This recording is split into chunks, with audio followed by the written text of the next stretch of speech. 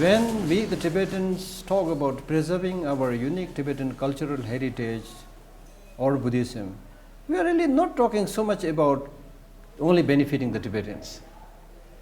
Because one of the most important prayer that we pray all the time is, may all sentient beings have happiness. May all sentient beings are without suffering. And we are not just paying a lip service. Many of us, with total dedication and sincerity, pray and try as much as possible in our daily life to contribute towards that fulfillment of that prayer, that vision. Unfortunately, it's not only in China, but if you look everywhere around the world, what we see is more and more people are focusing only on material accumulation and material construction. You go anywhere, sometimes you feel that everywhere you go, you see people are basically thinking that all my happiness and peace will come from material accumulation and material construction. And now it is a plain fact